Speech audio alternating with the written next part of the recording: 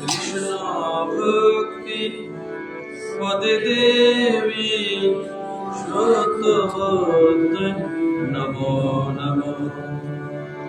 ওম গুরুদেবায় বিদ্মহে পরব্রহ্মণে ধীমহি তন্নো গুরুঃ প্রচোদয়াৎ। রাধে রাধে রাধে রাধে রাধে রাধে রাধে রাধে রাধে রাধে রাধে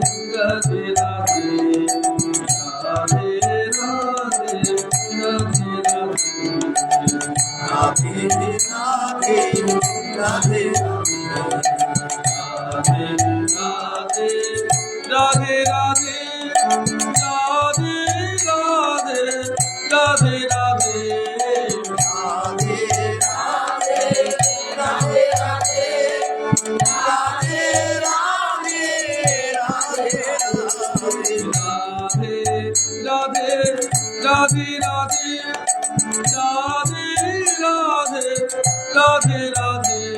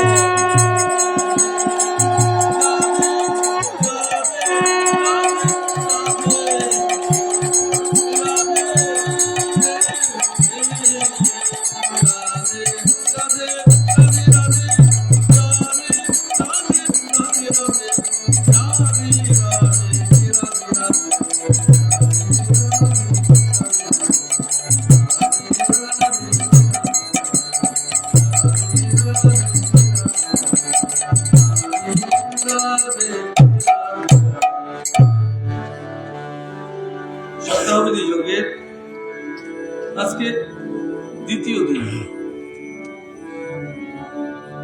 সপ্তাহবিধি যোগের আজকে দ্বিতীয় দিন। আমি এটুকু বলবো আপনাদের কাছে যে ভগবানকে প্রাপ্তির জন্য কেন শ্লোকে বলেছে অন্তরে ভক্তি এবং প্রেম ও সবার আগে প্রয়োজন।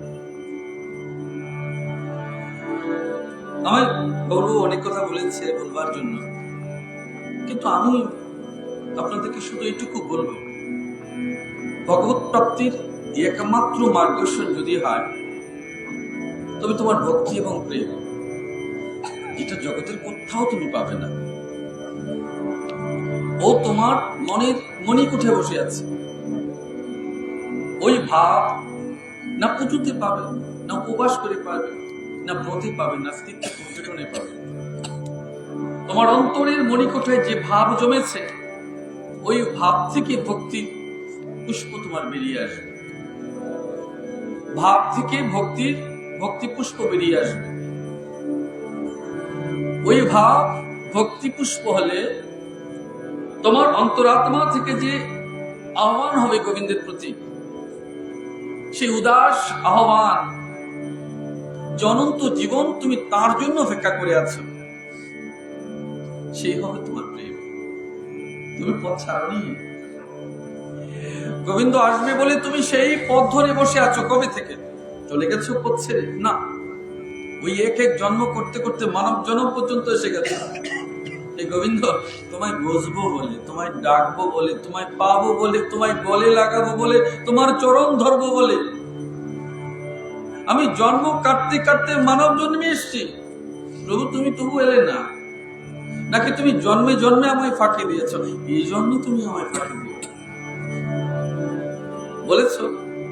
যেদিন হবে সেদিন ভাব হবে, যেদিন ভাব হবে সেদিন ভক্তি হবে, যেদিন ভক্তি হবে সেদিন প্রেম হবে, যেদিন প্রেম হবে সেদিন প্রতীক্ষা হবে। ওইটুকু তুমি বোঝো। তাকে ডাকবার জন্য, পাবার জন্য কোথাও তোমাকে যেতে হবে না, তোমার কাছে, তোমার অন্তরাত্মায় তাকে খুঁজে বেড়াতে হবে। যদি সে ভাব পকর হয়েছে তবে বাকি জনম শুধু হাঁটবে। বলে কেন? নীরব সাক্ষী হবে জীবনটাকে। হে সুখ তুমি এসছো, হে দুঃখ তুমি এসছো, হে দুর্ভাগ্য তুমি এসছো, সে সৌভাগ্য তুমি এসছো, হে মৃত্যু তুমি ছুঁয়ে গেছো, হে যন্ত্রণা তুমি আঘাত করে গেছো, হে ভালোবাসা তুমি ঘৃণা দিয়ে গেছো। এই সব তুমি নীরব সাক্ষী হবে।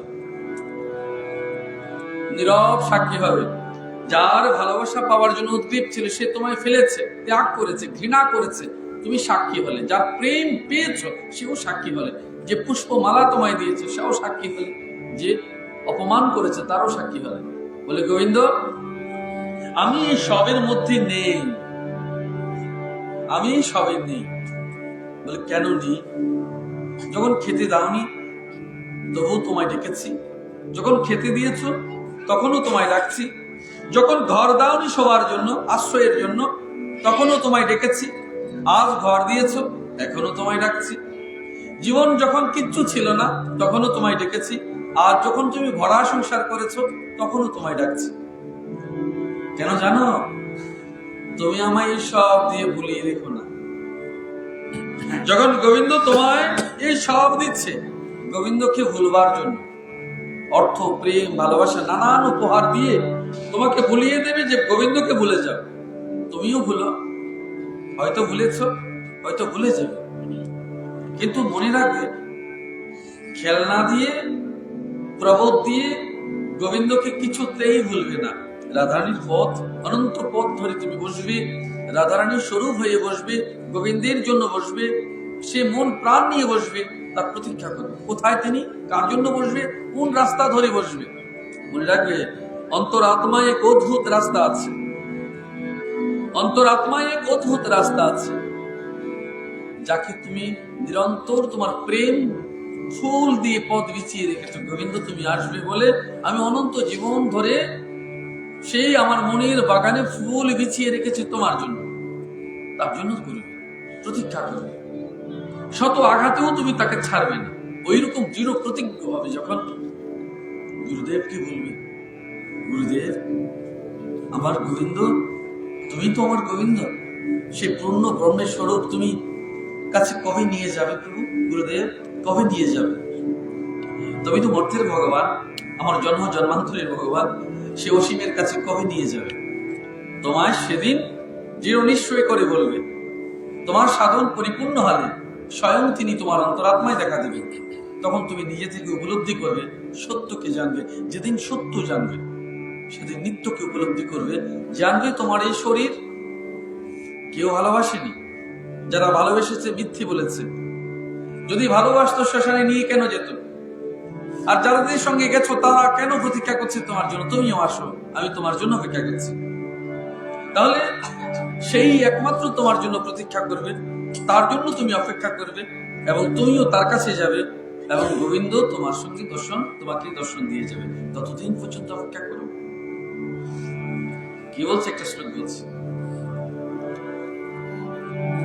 শ্রদ্ধাং ভগবতে শাস্ত্রে হনিদা মনত্র চাপি মনো ভাগ মাদন্ড চশোতং সমুদ্রমাপি। ঈশ্বর প্রাপ্তির মার্গদর্শনকারী বস্তু সকলের উপর শ্রদ্ধা আনেও। আমাদের জীবনে দেখবে, আমরা সাধন ভজন যখন আমরা করতে যাই তখন সিঁড়ি বেয়ে উপরে উঠি। যখন উপরে উঠবে মনে রাখবে পিছলে পড়ে যেতে পারবে। যখন তুমি মাটিতে থাকবে তোমার ভয় নেই। কিন্তু যারা ঈশ্বরকে মানে না, ঈশ্বরকে ডাকে না, তাদের কোনো ভয় নেই, কারণ তারা ঈশ্বরকে ডাকে না, তাদের পড়বার কোনো ভয় নেই। যেহেতু তুমি ঈশ্বরে মন প্রাণ সমর্পণ করেছো, সাধন জগতে গেছো, কর্মে মার্গে, জ্ঞান মার্গে, ভক্তি মার্গে, প্রেম সব দিয়ে তুমি একটু একটু করে তিলে তিলে ঈশ্বরের কাছে যাচ্ছ। সে একেবারে ছোট্ট ভক্তির রশিতে বাধা, ওই তুমি এক এক করে হেঁটে হেঁটে যাচ্ছ। যত পড়ে যাওয়ার সম্ভাবনা আছে, উপরে যত উঠবে পড়ে যাওয়ার ভয় তত বেশি থাকবে। তো যখন উপরে উঠবে তখন তোমার জীবনে দৃঢ় নিশ্চয়ই হচ্ছে কি? শ্রদ্ধা, বিশ্বাস। এই বিশ্বাসটুকু যতক্ষণ না তোমার আসছে ততক্ষণ উপরে উঠতে পারবে না। এই বিশ্বাসটা কি? বিশ্বাসের দৃঢ় সেই রশিটুকু, দড়িটুকু যা দিয়ে তুমি উপরে উঠছো। আর জীবন সংসারে তোমাকে তিনটি দড়ি দিয়ে টেনে হিঁচড়ে নিচে নামাচ্ছে। কি সেটা? ত্রিগুণ। ও তুমি তোমার শরীর থেকে কোনোদিন তাড়াতে পারবে না। যোগমায়া সেটা ত্রিগুণময়ী, যোগমায়া সেটা দিয়ে তোমার দেহটাকে, মনটাকে, শরীরটাকে, প্রাণটাকে তৈরি করে রেখে দিয়েছে। তমগুণের রজ্জু, সত্যগুণের রজ্জু, রজগুণের রজ্জু তোমাকে টেনে হিঁচড়ে মাটিতে মিশে ফেলবে। মায়া, মা তুমি কোথায় যাও? বাবা তুমি কোথায় যাও? এই স্বামী তুমি কোথায় যাচ্ছ? স্ত্রীকে বলছে তুমি কোথায় যাচ্ছ? সবাই সবাইকে টানবে, যেও না, যেতে পারবে না।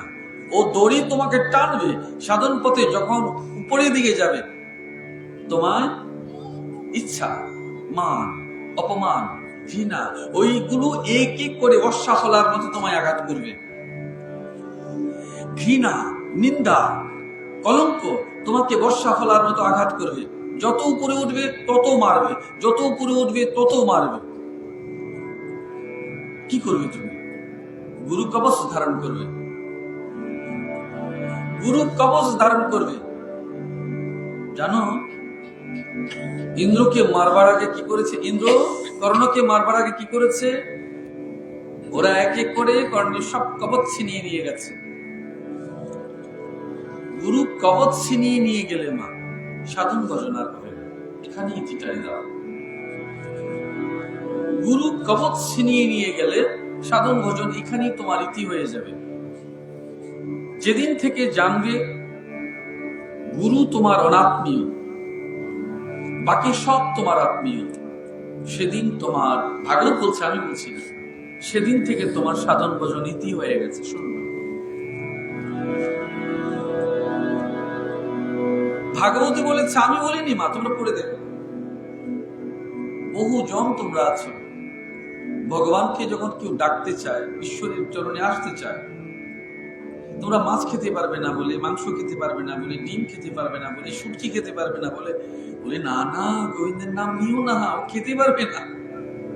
আরো সবাই জগতে এটার প্রচলন আছে, সাত্বিক ভোজন করো, নিরামিষ ভোজন করো, হইচই মেতে দিয়েছে, করেছে তো না? ওই ভয়ে তোমরা গোবিন্দের নাম নাও। অদ্ভুত বলো তো।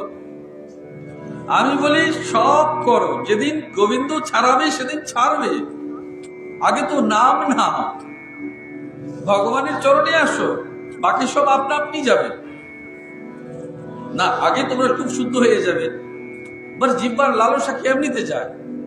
যারা বৈষ্ণব হয়ে গেছে, সাধন ভজন করছে, সাধু শুনতে হচ্ছে, তারা কি টাকা চায় না? তাদের কি টাকার প্রয়োজন পড়ে না? ওটা দেখেছো মা, তোমরা শুধু মাছ মাংস দেখো, বাকি সব দেখো না। এই জন্য তোমাদের সাধন ভজন হচ্ছে না, এই জীবনটা বৃথা হয়ে যাচ্ছে।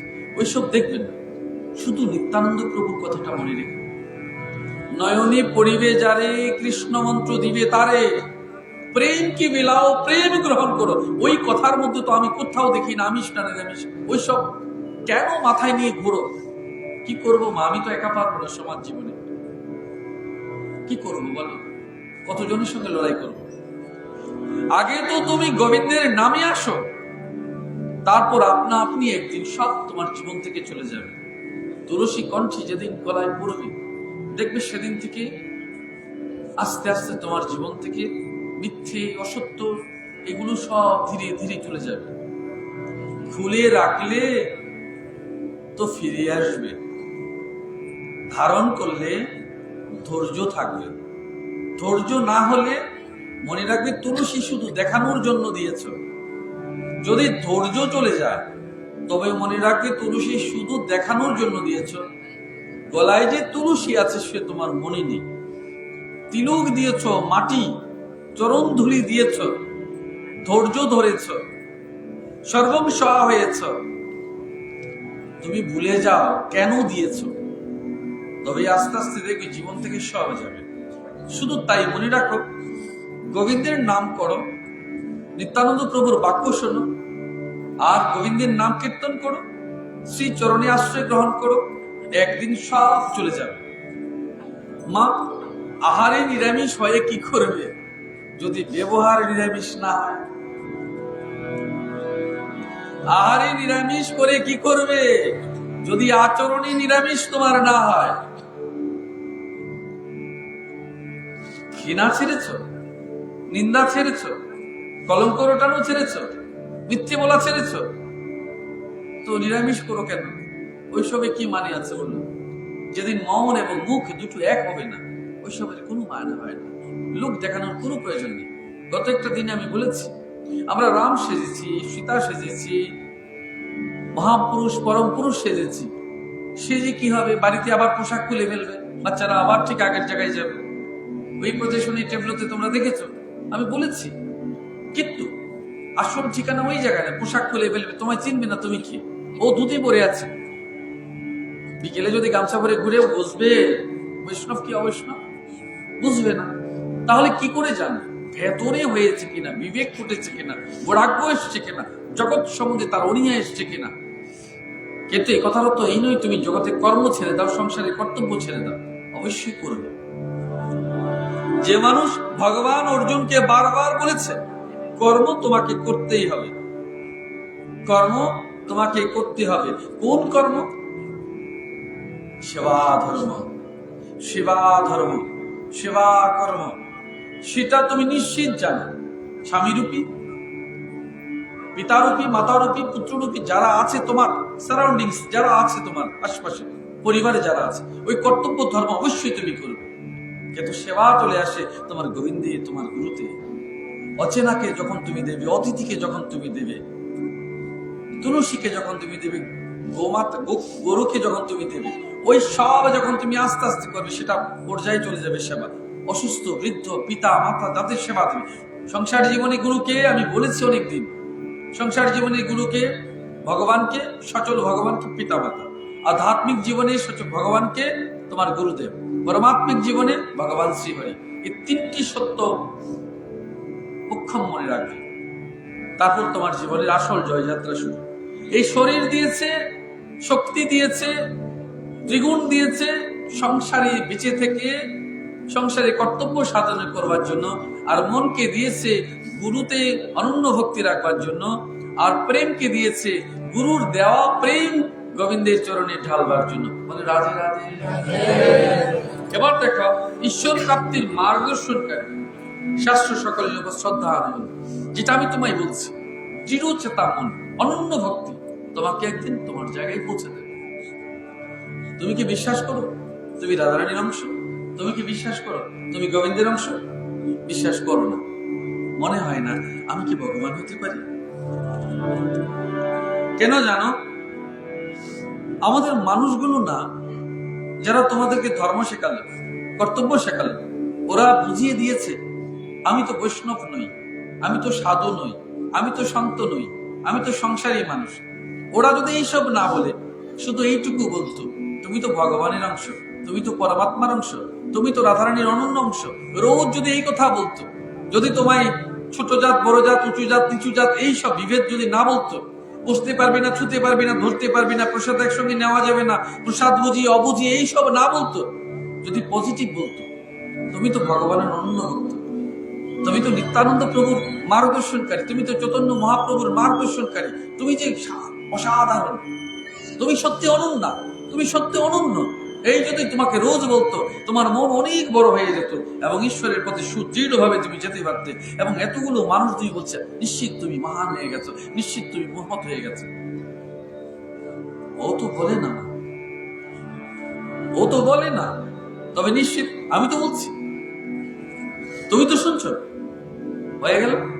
কেউ না কেউ তো জগতে বলবে, যারা বলছে তাদের মার্গদর্শন করো, পথ অনুসরণ করো, পদার্থ অনুসরণ করো। কি বলছে?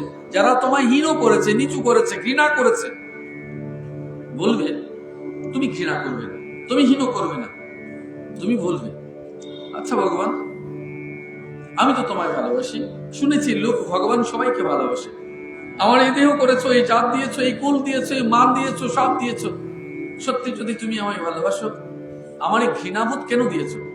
তখন তুমি মনে রাখবে, ভগবানের কাছে দেখবে উত্তর খুঁজে পাবে নিজের কাছে। বলে তোমায় যখন কি অপমান করলো, অপমানে কি এসছে? অভিমান হয়েছে ঈশ্বরের উপর। এই অভিমান কি করেছে? অভিমান তার চরণে দিয়েছ, মান করেছো গোবিন্দের কাছে। তো গোবিন্দ মান রক্ষার জন্য, নয়নজল মোছবার জন্য তোমার কাছে আসবে। যখন নয়নজল তোমার মুছিয়ে দেবে তখন কি হবে? সমর্পণ হবে, ভক্তি হবে, তখন তুমি কাঁদবে আর রাধে রাধে বলবে। ওই যে আমি একটু আগে বলেছি রাধে রাধে রাধে রাধে রাধে রাধে রাধে রাধে বলবে তো।